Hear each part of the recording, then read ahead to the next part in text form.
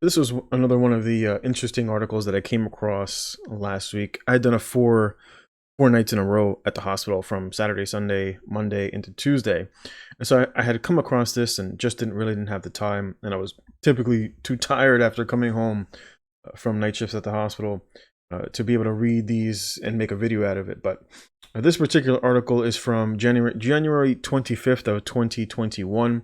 And it says the World Health Organization urges careful interpretation of positive test results. And I touched on this in another video that I will link up top. This particular article talks about a little bit what I touched on in that video. And it says on January 20th, it says the World Health Organization issued an advisory for labs which process PCRs. And those are those deep swabs that go into the back of the nose, basically picks up a sample of whatever you have inside of your nose, and then it puts it under a microscope to magnify basically whatever they can find. And it says, of course, it's utilized for one of the reasons it's utilized is for, of course, for the virus. It says that causes C19. It says the main wire previously covered Maine's predominant use of the PCR test and how it could generate lots of positive results from people who are neither sick nor infectious. And that, of course, there's a link there to the WHO article talking about that, where those are the World Health Organization's direct words in that language. And of course, I've said it numerous times, and that a PCR test is not the sole indicator of whether you can deem someone as having an infection, right? Or someone being infectious. Like, for example, let's say for an example, you had a surgery on your arm, right? And the doctor had to make an incision for whatever reason. And then the doctor will typically tell you, okay, these are signs of infection. You might see redness, pain at the site, maybe drainage. If you touch it, it might feel warm to touch, right? You might develop a fever. These are all signs, right? Signs of infection. And of course, then you would go in and then you would culture, right? Because if there was some sort of exudate, if there was, pus coming out of the wound, you would basically take a Q-tip. They would put it, send it to microbiology for an examination. Then they would say, okay, your wound is infected with this particular bacteria, but the signs that lead up to you realizing that perhaps you have an infection is basically everything that I have spoken of. And this, of course, is one of the reasons why many individuals who in the very beginning, because the rapid tests as well as the PCR tests were the sole basically identifiers for who had the virus. And that's why in previous videos, I had discussed, like in my last video, the numerous false positives. And as a result of the numerous false positives, there was the myth of widespread asymptomatic transmission. Because in the very beginning, I believe it was the CDC or the FDA, I forget which one. I'll try to find the article, and then I'll either link it or show it across the screen, where it says in the very beginning, many of these tests were flawed, and they knew they were flawed, but they still sent them out anyway. And as a result, you ended up with a bunch of false positives. There was a bunch of people that came out and had no symptoms at all, but because the PCR swabs that they were utilizing were then indicating that the person tested positive, and of course people were kind of bewildered, because there is no such thing as asymptomatic spread, especially when it comes to a respiratory virus. And of course that was confirmed by Dr. Fauci himself in his many years of serving as an infectious disease doctor and a doctor who works with immunization. He had stated that there is no such thing in all of his history, not only in his history working, but in all the history of respiratory illnesses. There's never been any sort of a pandemic or rapid spread of an infection when it comes to respiratory viruses by individuals who are, of course, asymptomatic. To just add one thing that seems to get lost in that question is that, as Bob said, and I agree, we would really like to see the data, because if there is asymptomatic transmission, it impacts certain policies that you do regarding screening, et cetera. But the one thing historically people need to realize, that even if there is some asymptomatic transmission, In all the history of respiratory-borne viruses of any type, asymptomatic transmission has never been the driver of outbreaks. The driver of outbreaks is always a symptomatic person. Even if there's a rare asymptomatic person that might transmit, an epidemic is not driven by asymptomatic carriers. Now, with that said, it goes on to state here, the recent World Health Organization notice essentially serves as a reminder for technicians who are administering the PCR to read and follow the instructions for use. This is carefully to determine if manual adjustment of the PCR threshold is recommended by the manufacturer. And this was what I spoke of in my last video.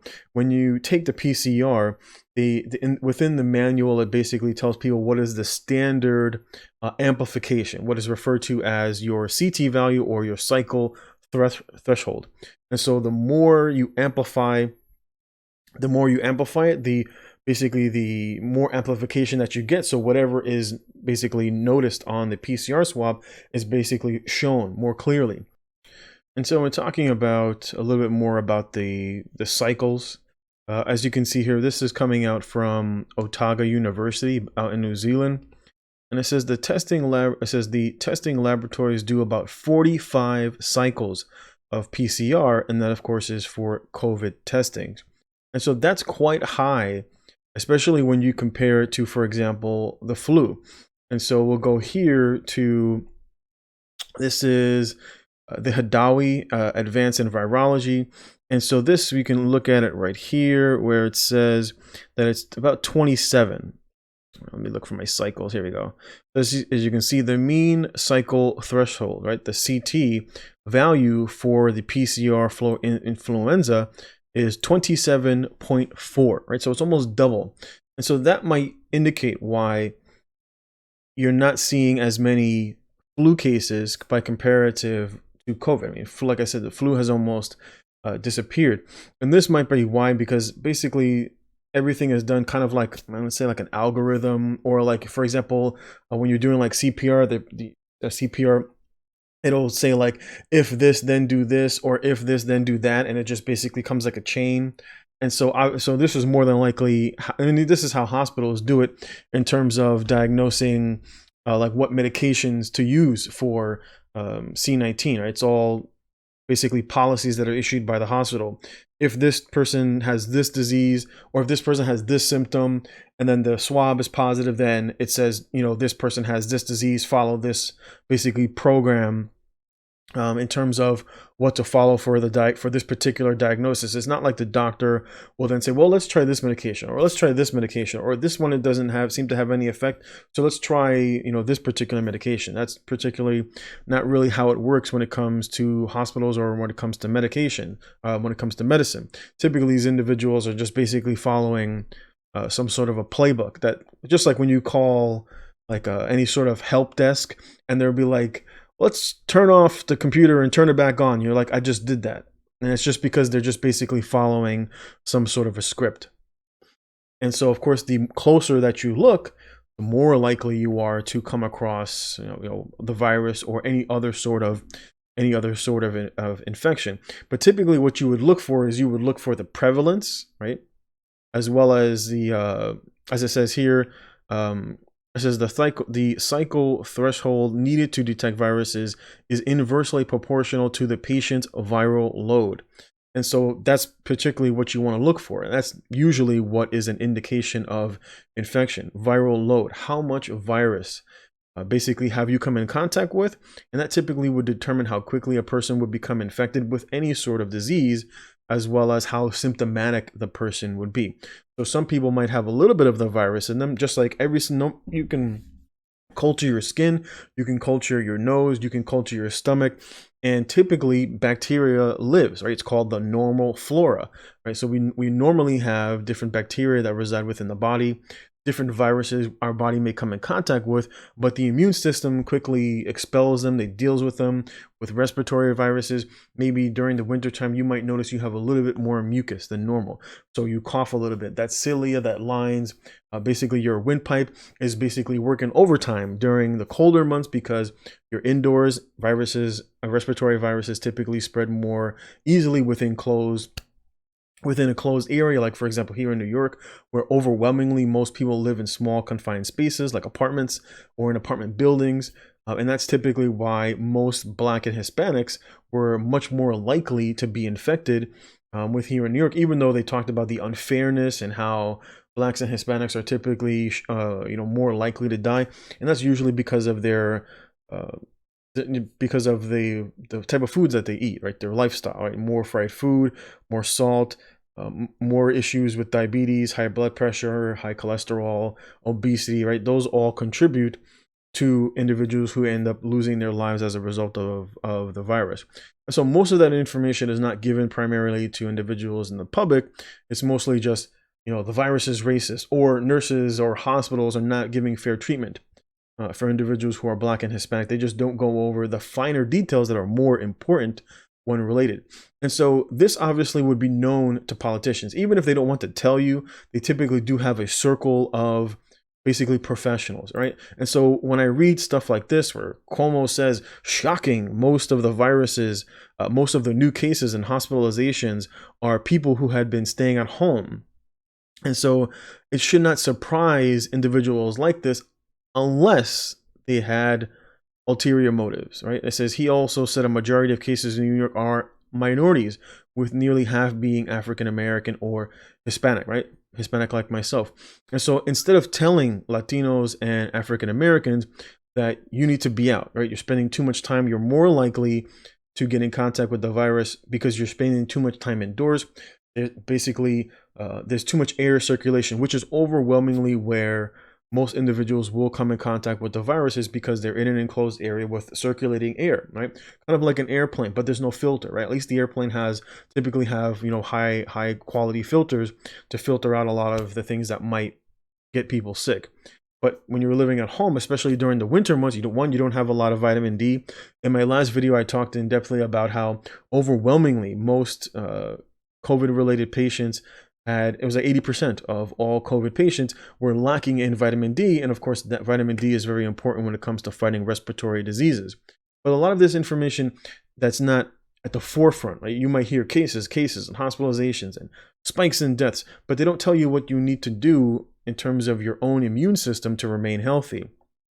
And so instead of encouraging people to basically go out and exercise, make sure they're eating an accurate diet, perhaps taking in vitamins like vitamin D, vitamin C, things like zinc that are beneficial for fighting disease. Everything seems to be more related to things that will cause an increase in the amount of people who become infectious, which is, forcing people to stay at home, loss of jobs, which of course causes stress. Stress is not good for the immune system. As a result of losing your job, you then have a loss of insurance, right? So then many of these people, and typically Blacks and Hispanics, are the ones who are overwhelmingly impacted by the loss of jobs as a result of policies that are put forth by individuals like this. And so as a result, and it almost feels like in essence they are the ones who are driving the infection forward by their policies. And so that's why it's important. Like I said in my last video, with that Charlie Munger quote, which is just really a good principle to pay attention to. What is the incentive? If someone is trying to push you or steer you in a certain direction, one of the important questions you can ask yourself is, what is their incentive, right? What is it that is incentivizing them to get me to believe what they're talking to? Like, for example, overwhelmingly most Blacks and Hispanics are a little bit, but more so with Black Americans, are more cautious about taking in the vaccine. And so what do? They typically have, like either a Black movie star or a Black star or a Black nurse. Like, for instance, one of the first people here in New York who took the vaccine was a Black ICU nurse. And of course, that's kind of the purpose, right? The incentive is for people to get the vaccine, right? And so that basically drives them, right? That drives the motivation, right? So we'll put a black person, we'll put a black star, we'll put, you know, AOC, a Latina in front, you know, pushing people to get the vaccine. Because when you actually take a look, if you actually do a little bit of research, you start to find out, oh, this information that you were giving me back, you know, in the beginning is not accurate. There's a lot of information coming forward about the myth of asymptomatic transmission, which then leads to the question of why should I wear a mask? The whole point of wearing a mask was because asymptomatic individuals, people who didn't have a cough, who didn't have a fever, who didn't have any flu-like symptoms, even though the flu doesn't exist anymore for the most part, because it literally has disappeared from the hospital settings, not just here in North America, but also in South America as well. I've done a video, I'll link that one as well. And so all of this, of course, now gets people to start to think that perhaps they were deceived into believing something that isn't as true as they would like you to believe. And so the more information that you have, like back in the day, what do they used to say? That knowledge is power, right? And so when someone restricts the amount of knowledge that you are allowed to take in, like for example, when there were many other doctors who had came out and said that the information that was being given was false, and those individuals were quickly shunned, and they were referred to as being, you know, quacks and or the anti-vaxxers, etc. Right? And so the reason that typically impacted me the most was because those were typically manipulative tactics that I remember from my researching of cultish religions. And typically in any sort of a cult, one of the things that they do is, one, they separate people, right? Because they don't want you intermingling and exchanging ideas. Two, they typically want to restrict the amount of information that you are allowed to take in. And then three, typically they demonize the other individuals. Like, for example, I grew up, you know, during my youth as Jehovah's Witness. And so for many of whenever you came in contact with someone who was not of your faith and they had questions and you wanted to, you know, exchange ideas, or if you came in contact with someone who was previously a Jehovah's Witness and they said, you know, I have left and this is why I've left, you know, yada yada yada, they would tell you, oh, don't talk to those people because they're apostates, or you know, they're, you know, of the world, etc. Right? And so they, you know, typically you see that type of verbiage where they utilize language to demonize other individuals because they don't want you to take in the information that they have now come in contact that has led them to have a different train of thought. And so it's very important when it comes to stuff like this, the most important thing that you can do is do your own research. Don't just believe what the individual tells you, especially if they're not giving you a high quality source. I'll link both of these, actually all three of these articles, if you would like to read a little more in depth. There are numerous links here that add on to, for example, here, the link where Dr. Fauci talks right here.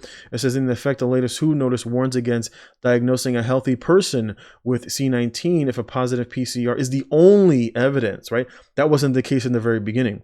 It says, credible scientists have determined over and over that the risk of asymptomatic transmission is near zero. There's a link there with a scientific article talking in depthly about that. It says, logic follows then that we should not be conducting mass testing on healthy people either, since they are not the driving epidemic, as per Dr. Fauci, who said that last year. There's a link there that you can follow.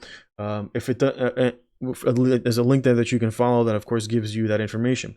But like I said in my last video about, you show me the incentive and I'll show you the outcome, right?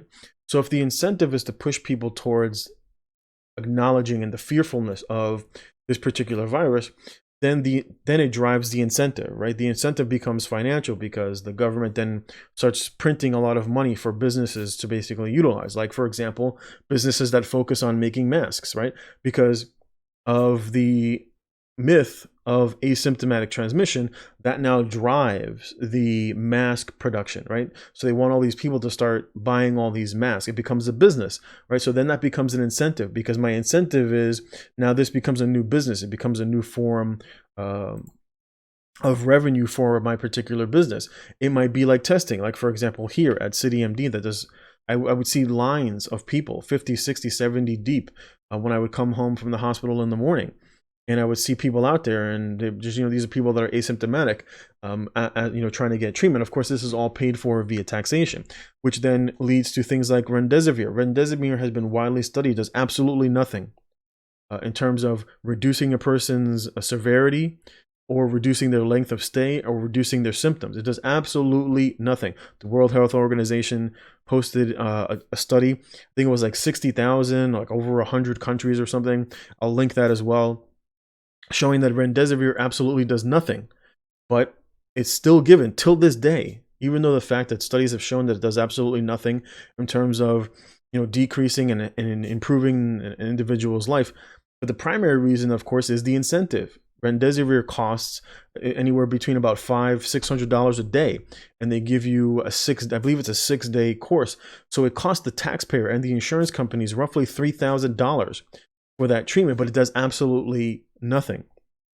And then, of course, you have things like the vaccine, which even Pfizer themselves have the CEO has said that they have no data that shows that the vaccine will actually do what many people are hoping that it does, which is why Dr. Fauci has even said, even after you get the vaccine, that you still have to social distance, you still have to wear a mask, you still have to practice, hand washing, etc.